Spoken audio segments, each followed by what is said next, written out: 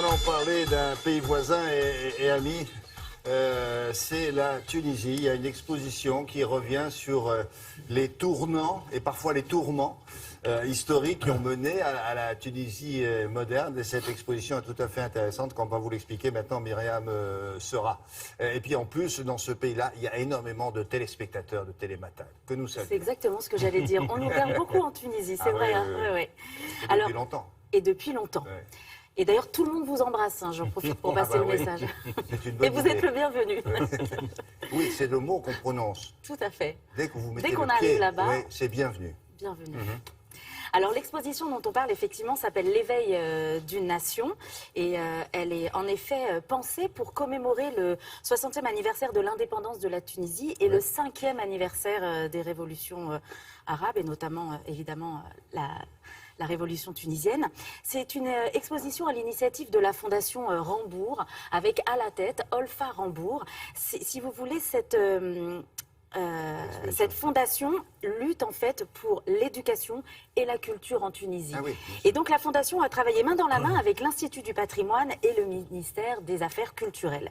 Alors l'idée de l'exposition, c'est de mettre en lumière une période un petit peu tombée dans l'oubli, une période de la Tunisie. Et il s'agit du 19e siècle et plus précisément les années de 1837 à 1881, des années décisives pour la Tunisie puisqu'il s'agit de la période des grandes réformes qui ont permis à la Tunisie moderne d'émerger. Alors c'est pendant cette période en fait qu'on a signé des textes fondamentaux. Alors l'exposition permet aussi pour le peuple tunisien de renouer avec son histoire, puisque je vous le disais à l'instant, c'est une période qui est un petit peu tombée dans l'oubli, et aussi de découvrir deux choses. D'une part, 300 objets qui sont montrés pour la première fois au peuple tunisien et qui ont été restaurés pour l'occasion. Et cette exposition se trouve dans un palais qui pour la première fois est ouvert au peuple tunisien. Donc deux cadeaux pour le peuple tunisien. Il s'agit du palais Ksar El Saïd, qui signifie le palais bienheureux. C'était la dernière demeure des bey de la Tunisie ottomane. Voilà, donc je vous propose de découvrir cette exposition qui s'appelle L'éveil d'une nation à Tunis.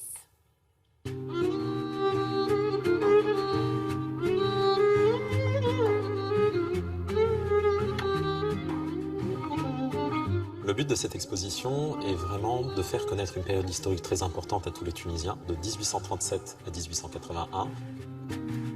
C'est le moment où l'État tunisien, l'État moderne tunisien, prend son autonomie vis-à-vis de la tutelle ottomane et de plus en plus régit les institutions de son État.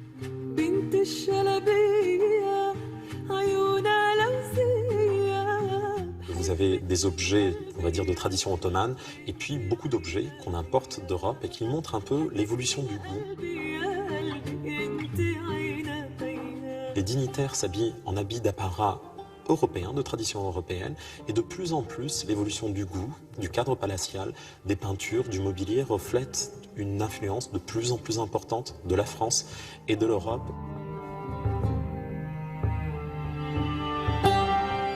Nous avons des toiles de La Rivière, de Charles Gleyre. Nous avons une très belle tapisserie des Gobelins représentant Louis-Philippe. Et c'est très important de les montrer puisqu'ils symbolisent d'une certaine manière cette influence française qui allait s'exprimer, qui allait s'accroître au fur et à mesure du 19e siècle. À cette époque-là, la Tunisie connaît des avancées très importantes avec l'abolition de l'esclavage en 1846, 2 ans avant la France. Et en 1857, il y a la promulgation de ce décret qui donne l'égalité de droit à toutes les populations, quelles que soient les origines, quelle que soit aussi leur religion. Et ensuite, en 1861, la constitution tunisienne, première constitution du monde arabe et islamique. C'est un moment très important avec la séparation du pouvoir, le pouvoir législatif, le pouvoir exécutif. Et d'une certaine manière, la Tunisie qui se rapproche de valeurs universelles, d'idées qui sont développées en Europe durant le XVIIIe et XIXe siècle. Le progrès est dans la nature des Tunisiens. Le progrès, la modernité, la parité, le respect de l'autre, c'est vraiment un paramètre essentiel dans la vie de Tunisien, malgré l'image un peu extrémiste qui peut, malheureusement, être véhiculée de temps en temps par le fait géopolitique qui a été celui des dernières années. l'instauration du protectorat en 1881 a été signée dans ce palais.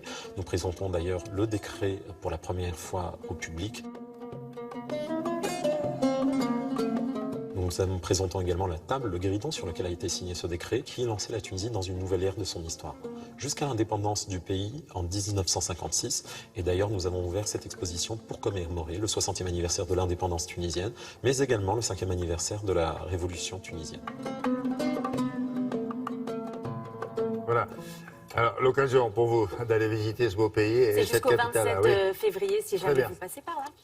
Merci Myriam. Et encore une fois, nous saluons ceux qui nous regardent depuis la Tunisie.